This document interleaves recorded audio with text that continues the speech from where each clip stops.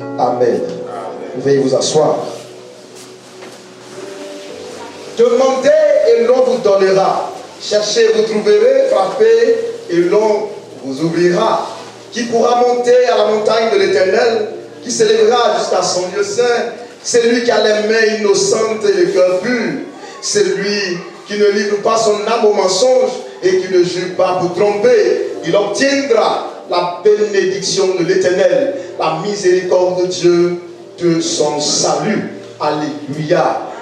Bien-aimés, chers parents, ce n'est pas par hasard que Dieu nous écoute.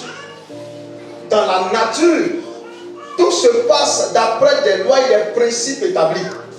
Dans le domaine spirituel aussi. Dieu agit selon des lois et principes. Combien de fois, quand nos prières ne sont pas exaucées, sommes-nous découragés, croyons que la prière est inutile. Mais la vraie raison, c'est que nous ne respectons pas les principes de Dieu qui sont déterminants pour la prière. Alors, nous allons nous poser la question de savoir quels sont les principes, ces principes qui sont aussi déterminants pour l'exaucement de nos prières. Ici, nous avons retenu quelques principes que nous allons énumérer tout à l'heure. D'où le thème de ce matin, quelques principes pour une prière efficace. Je reprends. Quelques principes pour une prière efficace. Les deux textes que nous venons de lire, le Nouveau Testament nous demande de demander, de frapper, de chercher. Tout de suite, nous allons trouver. Mais quand nous prenons Somme 24, 3 et 5, ici, la question c'est de savoir qui pourra trouver le Seigneur, qui pourra être dans la présence de Dieu, qui peut obtenir exaucement à sa prière. Et la réponse, c'est celui qui a les mains pures. C'est celui qui ne se livre pas au péché. Du coup, nous comprenons qu'il y a des principes d'exaucement pour nos prières. Bien-aimés, quel est le premier principe pour une prière efficace? Nous avons décrété 7 jours de jeûne. Au fait, nous ne voulons pas passer ces 7 jours sans un changement. Nous ne voulons pas nous priver de nourriture et d'eau pour rien. Mais nous voulons obtenir réponse à nos différents sujets, à nos différentes prières. Et donc je prie le peuple de Dieu à prêter une oreille attentive pour que, après ces 7 jours, après ce temps de prière, après cette semaine spirituelle, il y ait un changement, il y ait un déclic, il y ait un nouveau départ. Alléluia. Ainsi dit, quel est le premier principe? Le principe spirituel d'un cœur pur. Le premier principe pour une prière efficace, c'est d'avoir un cœur pur. La Bible dit, approchons-nous les cœurs purifiés d'une mauvaise conscience. Hébreux 12, 10. La première condition que Dieu pose est que mon cœur, est que notre cœur soit pur. Voilà pourquoi la Bible dit, si j'avais conçu l'iniquité dans mon cœur, le Seigneur ne m'aurait pas exaucé. Si j'avais conçu l'iniquité dans mon cœur, selon Somme 66, 18, le Seigneur ne m'aurait pas exaucé. Nous sommes en train de nous préparer. Nous étions pour observer dans le jeûne. Mes frères, la Bible dit ici, pour ce temps de prière, pour nos temps de prière, il faudrait que nos cœurs soient sanctifiés. Si nous avons l'iniquité dans nos cœurs, le Seigneur ne nous exaucera pas. Quel est l'état de ton cœur? Quel est l'état de ton cœur? Toi qui pries beaucoup là, quel est l'état de ton cœur? La prière est très importante. Mais l'abandon du péché est aussi très important. Parce que la Bible est claire. Approchons les cœurs purifiés. Approchons les cœurs purifiés. La Bible dit, Dieu détourne ses yeux.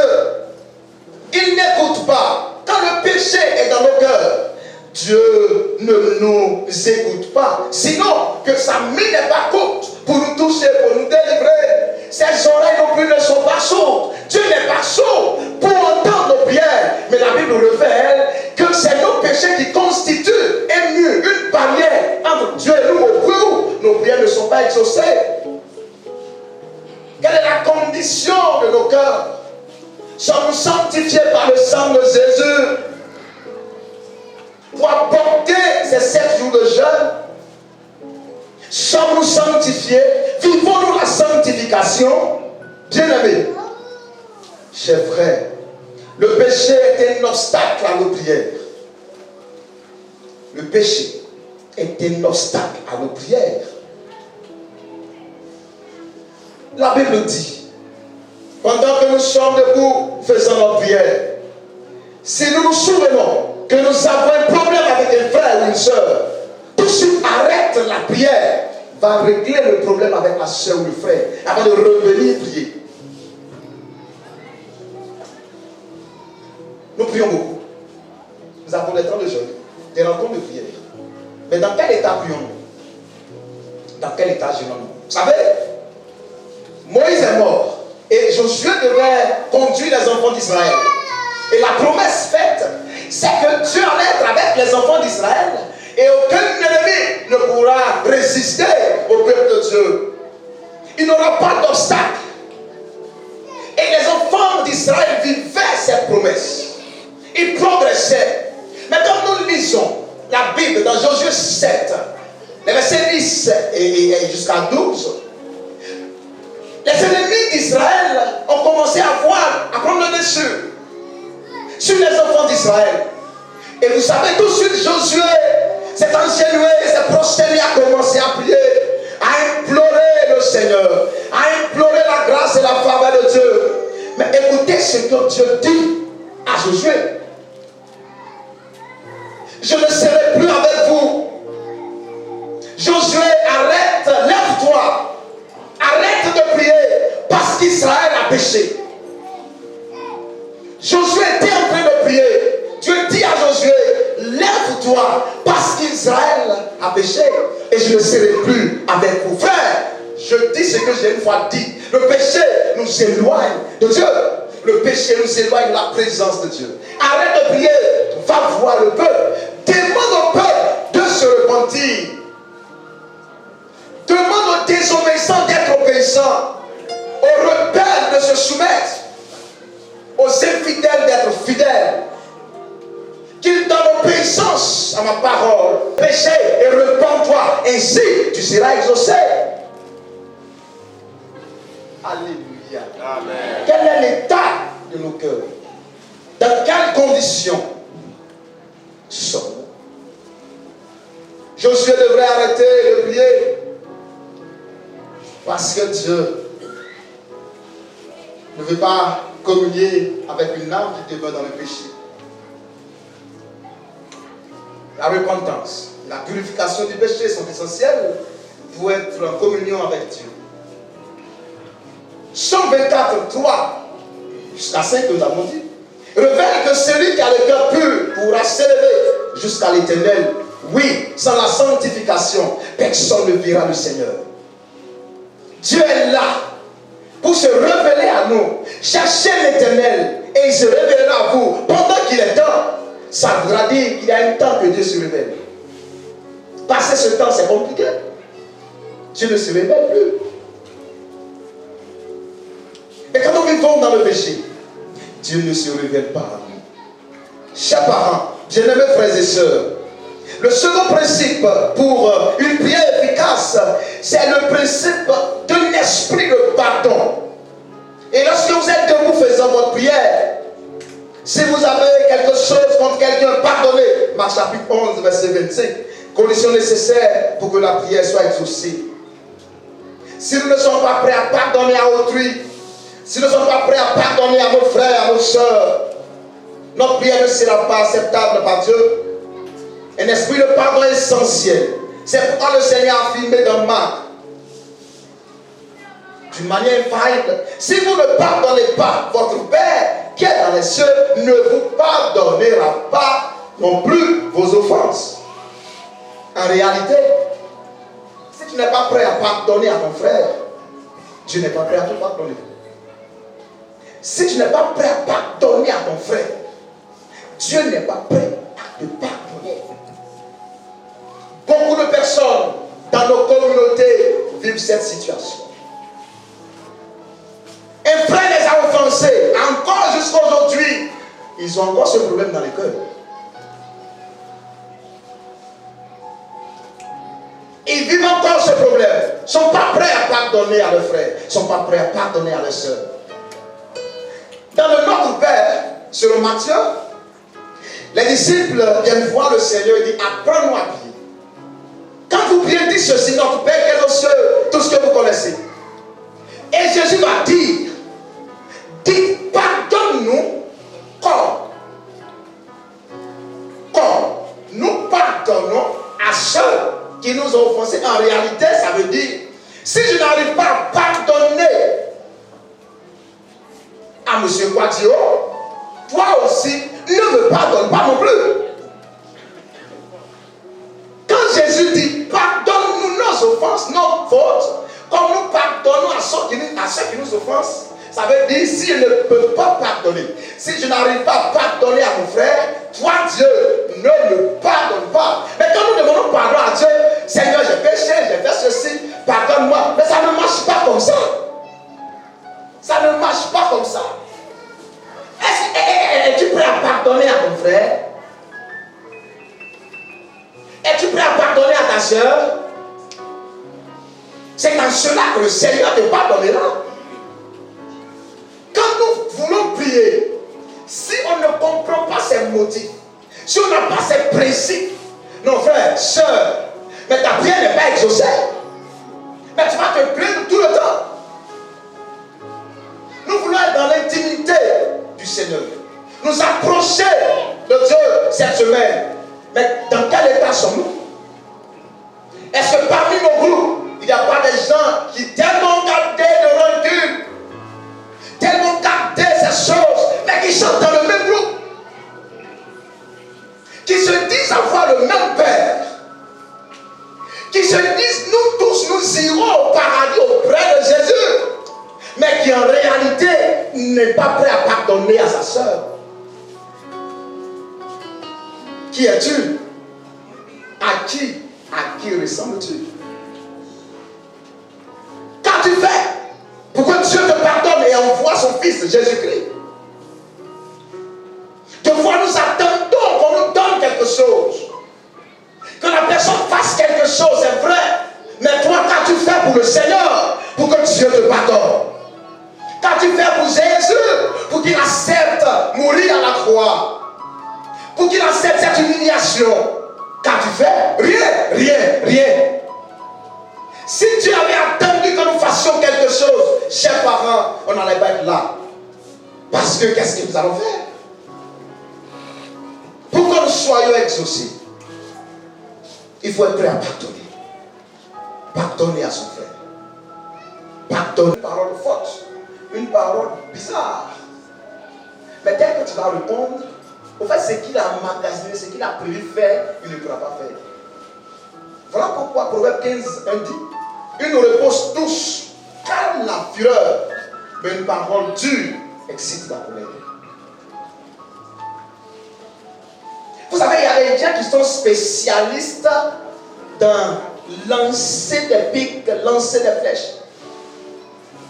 Quand tu lui parles la réponse que la personne va te donner, c'est fort. Mais si tu réagis comme la personne a réagi, ça devient un problème. Frère, la Bible nous dit, les scandales arriveront. Mais malheur à celui par qui ces scandales arrivent. Sommes-nous prêts à pardonner? Que Dieu nous bénisse. Si nous comprenons ces choses, nos prières seront exaucées. Et notre principe spirituel, c'est le principe du bon motif. Quelle est l'idée? Quel est l'objectif? Pourquoi je prie? Bien-aimé, Jacques pouvait dire, Jacques 4, verset 3, vous demandez, vous ne recevez pas, parce que vous demandez mal, dans le but de satisfaire vos passions. Le motif de la prière. Pourquoi prions-nous? Pour ce temps de jeûne, nous demandons aux fidèles, au peuple de Goma-Siranda de la paroisse, de faire leur propre sondage. Certainement, Dieu m'envoie en mission au sein de cette communauté, au sein de cette paroisse. Moi, j'ai été envoyé pour une mission et je crois que je suis au terme de ma mission. Georges est là pour une mission. Depuis que nous sommes là, je prends mon cas depuis octobre. Est-ce que j'ai relevé les bien devant moi? Est-ce que j'ai accompli ma mission? Ce pourquoi le Seigneur m'a envoyé, est-ce que j'ai fait? Si j'ai fait, gloire à Dieu, je rends grâce à Dieu. Là où il y a eu manquement, là où je n'ai pas pu, je demande pardon à Dieu. Et les 1 mois qui me reste, je demande à Dieu de me donner la force afin d'achever, afin d'accomplir ce que je n'ai pas fait. Voici le motif, voici l'objectif de ce temps de jeûne. Vous savez, très souvent, dans nos prières, nous voulons avoir des choses pour nous venger des autres. Paul dit aux Corinthiens, en toutes choses, faites ce que vous devez faire pour la gloire de Dieu. Même dans nos prières, l'objectif doit être que la réponse que j'aurai soit pour la gloire de Dieu. Pas pour me vanter, pas pour dominer, pas pour massacrer, pas pour ridiculiser, pas pour piétiner les autres, mais c'est pour que le nom de l'Éternel soit glorifié. Vous demandez, c'est vrai, mais vous demandez mal. Pourquoi? Parce que l'objectif n'est pas biblique. Et quand on n'a pas un bon motif, Dieu ne nous exauce pas. Si je demande au Seigneur de m'accorder le succès dans son service, est-ce que je suis capable d'utiliser ce succès pour participer au succès de l'autre? Si je demande à Dieu de m'accorder la sagesse, est-ce que je suis prêt à mettre à disposition de l'Église cette sagesse? Si Dieu me bénit financièrement, est-ce que je suis prêt à utiliser mes moyens pour participer au développement de l'Église? Mais c'est ça la question. C'est ça le problème. Un des principes, c'est que le motif, l'objectif, le but de nos prières soit biblique, soit bon. Si ce n'est pas le cas, Dieu n'exauce pas nos prières.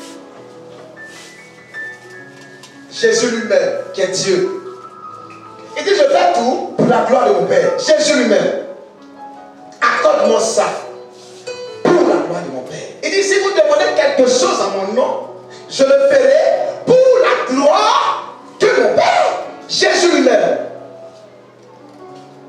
agit pour la gloire de son Père. Toi, tu agis pour la gloire de qui? Pour ta propre gloire. Je le fais. Le quatrième principe, parce que j'ai parlé de quelques principes, le quatrième principe, c'est la foi. La foi est indispensable si nous voulons obtenir des réponses à nos prières, car sans la foi, il est impossible de lui être agréable. Hébreux 11, 6. Jacques pouvait dire, mais qu'il demande avec foi sans douter. La foi. Là où il y a la foi, Dieu fait des miracles. Là où nous démontrons notre foi, Dieu fait des miracles. Jésus a fait une promesse étonnante à l'âme en prière. Ici, si quelqu'un dit à cette montagne, ôte-toi de là et jette-toi dans la mer, et s'il ne doute point en son cœur, il le verra s'accomplir. Marc 11, 23. Une promesse étonnante. Si quelqu'un a la foi, si la personne ne doute pas dans son cœur, si elle ordonne à une montagne de quitter un lieu, la Bible dit, la montagne va quitter les lieux. Ne voyez pas les choses physiques, mais voyez les choses spirituelles. Un esprit de mari de lui peut être constitué comme une montagne. Un esprit d'échec peut être constitué comme une montagne. La sécheresse spirituelle peut être constituée comme une montagne. Mais la Bible dit, si tu as la foi et si tu ordonnes à cet esprit de quitter, la Bible dit, cet esprit va t'obéir. si tu ne doutes pas. Nous sommes à quel niveau de foi? À quel niveau de foi sommes-nous? Quel est ton niveau de foi? La Bible dit, même si votre foi est aussi petite comme un grain de sénévé, petit comme ça, mais c'est jusqu'ici il y a problème. Je me demande bien, comment est notre foi?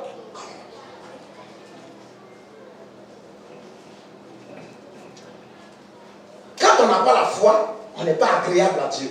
Et quand on n'est pas agréable à quelqu'un, mieux vaut ne pas lui demander quelque chose parce qu'elle ne va pas te donner. Le principe de la foi. Pendant vos moments de prière, toute votre vie, ayez la foi. Crois au Seigneur Jésus et tu seras sauvé. Cette foi qui nous ouvre la porte du paradis et cette foi qui nous permet d'obtenir ce que nous demandons. Aussi, il faut prier conformément à la volonté de Dieu. Si nous demandons quelque chose selon sa volonté, il nous écoute. Et Jean 5,14. Tout dépend de cela. Nous devons d'abord savoir quelle est la volonté de Dieu, puis prier conformément à cette volonté. Il est impossible d'avoir la foi qui déplace les montagnes sans connaître la volonté de Dieu. Chers parents, il y a des gens qui se sont mis dans des situations sans attendre la volonté de Dieu, sans prier par rapport à la situation, mais qui aujourd'hui en souffrent. Des gens sont entrés dans des relations de mariage sans avoir la volonté de Dieu. Ces personnes souffrent aujourd'hui.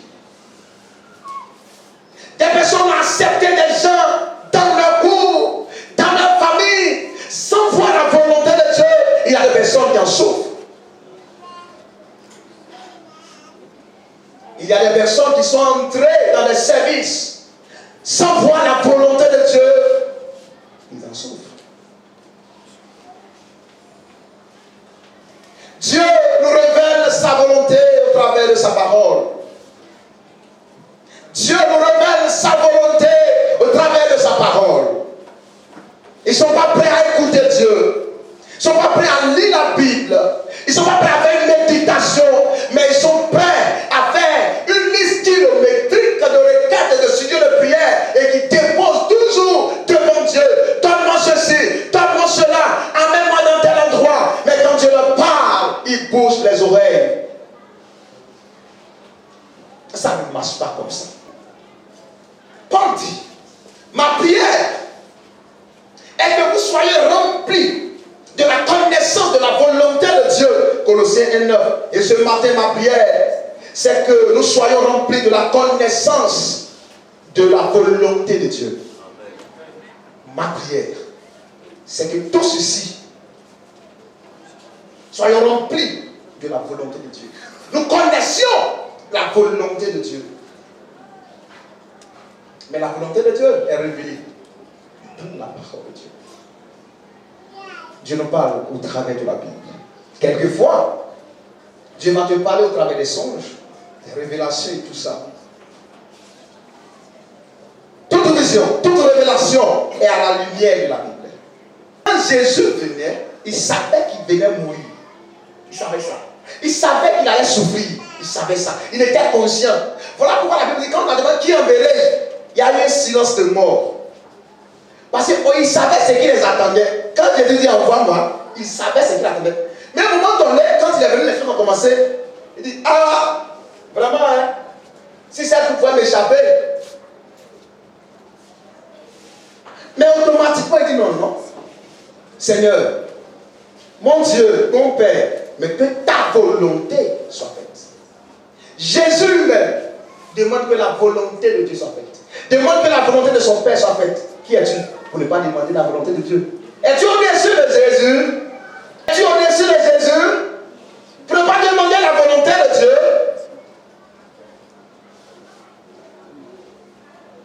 Que Dieu nous aide. Amen. Que Dieu nous bénisse. Amen. Chers parents, un autre principe, c'est la persévérance. Persévérer, c'est continuer de faire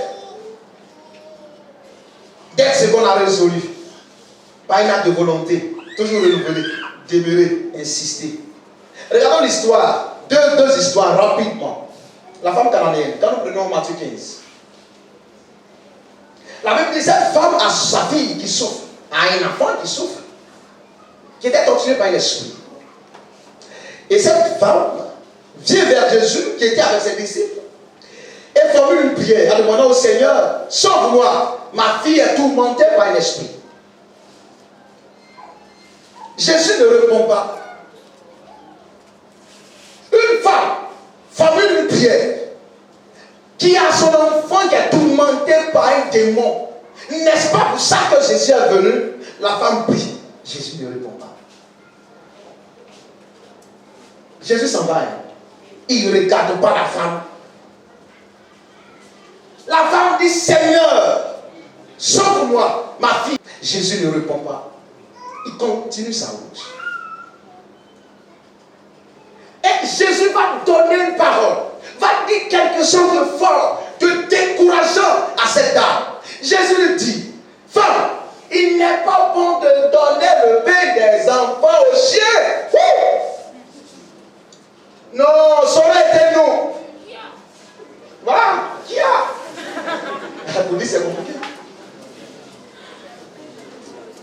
Il n'est pas bon de donner le pain des enfants aux chiens. En réalité, ça veut dire quoi? La femme, c'est le chien. Tu n'as pas droit à ça. Dans nos assemblées aujourd'hui, on prie. On fait un enseignement, on prêche. Il y a des gens, ils se lèvent, on ne croit pas son notre debout, et puis ils s'en vont. On te crée un bon type, et quand tu crées un aller. On parle de un type, et quand je le caquille. Non! Il y a des gens qui voudront quitter, qui voudront abandonner, qui voudront régler la vie, parce qu'ils savent ce qui les attend. Mais pour toi, on doit les emprisonner. Pour toi, on ne doit pas prêcher la vérité. Mais il faut prêcher la vérité. Parce que j'ai compte à rendre. J'ai compte à rendre. Alléluia. Alléluia. Jésus dit ça à cette bonne dame. Mais regardez ce que la femme va faire. Elle dit, c'est parce que je suis derrière toi. Je vais passer devant toi. Elle passe devant le Seigneur. Et cette bonne dame va s'engenouiller. Elle va attraper les pieds du Seigneur. Va se prosterner pour dire, Seigneur, c'est vrai ce que tu dis. Mais en réalité, quand les enfants mangent les morceaux, les petits morceaux, les moumous qui tombent sur la table, les chiens mangent. Elle a persévéré. Elle n'était pas découragée. C'est ce genre de femme que nous voulons dans nos églises. C'est ce genre de jeunes filles que nous voulons dans nos églises. C'est ce genre d'hommes que nous voulons dans nos églises. Des gens qui sont persévérants, qui pensent, qui savent bénir ce qu'ils veulent dans la volonté de Dieu, suivant la parole de Dieu. Je suis mignon. C'est ce genre de personnes que nous voulons dans nos communautés. Des personnes qui savent ce qu'elles veulent. Qui ont appris à connaître la volonté de Dieu et qui marchent selon la volonté de Dieu. Quand il y a un objectif, la couronne de justice. Et Jésus m'a dit à cette bonne dame, ta foi est grande. Ta foi est grande. Je n'ai jamais vu une telle femme qui a aussi une grande foi. Maman, femme, va. Ton enfant est sauvé. Ton enfant est guéri. La persévérance de cette femme.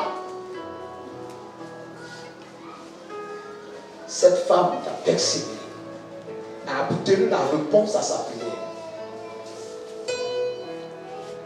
Combien de temps persévérons-nous?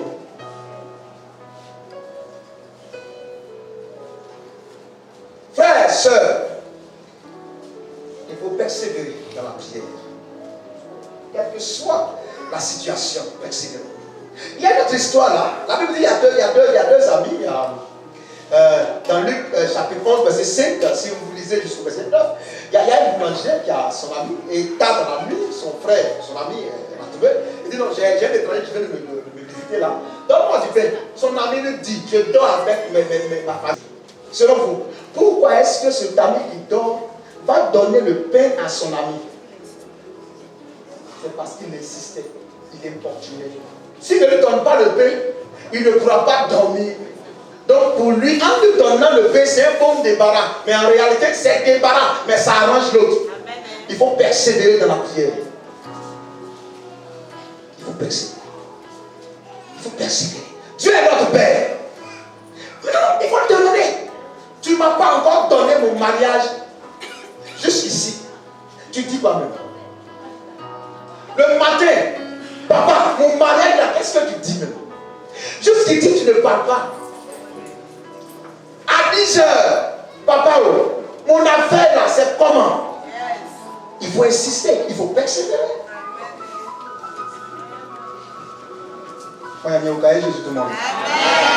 Je termine par la reconnaissance. Quand nous lisons Ephésiens chapitre 4, verset 6, il dit: ne vous inquiétez de rien, mais en toutes choses, faites connaître vos besoins à Dieu par des prières, des supplications avec des actions de grâce. Quand tu demandes quelque chose à Dieu, quand tu pries, dis merci à Dieu parce qu'il t'accorde ce que tu as demandé. Les actions de grâce. Très souvent, on ne connaît pas ça. Et quand on a posé une action de grâce, on sait comment on fait, on sait ce qu'on envoie. Peut-être que je n'aurai pas le temps, peut-être que je vais avoir le temps pour parler de la puissance du sacrifice. Bien-aimé, la Bible nous demande d'être reconnaissant. Après avoir formulé nos prières, dis merci à Dieu. Témoigne que nous avons la solution ou l'exaucement de la prière. Après les 7 jours, après ton temps de jeûne, adore sincèrement Dieu. Même si tu es seul, adore véritablement Dieu. Adore-le en esprit, en vérité. Dis-lui merci parce qu'il t'a exaucé. Si tu as suivi ces quelques principes. Quand Dieu crée les choses, il appelle ce qui n'existe pas à l'existence. Que les eaux soient. On ne sait pas où c'est quitté. Et puis ça y est. Que les poissons soient. On ne sait pas où ils sont quittés. C'est ça. Donc quand tu pries, dis merci à Dieu. Parce que ce Dieu est avec toi. Ce Dieu est ton Père. Notre papa, ce n'est pas Satan. C'est Dieu. Malheureusement, il y a des gens qui ont choisi Satan comme le Père. Mais c'est dommage. C'est dommage.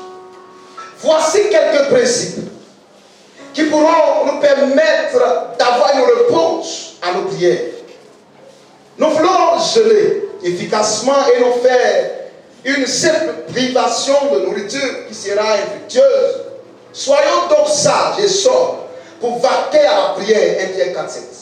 Ne perdons pas le temps dans les bavardages inutiles, dans les commérages et dans les discussions vaines. Tenons notre langue en bride et concentrons-nous sur ce que nous devons dire à Dieu quand nous serons devant lui.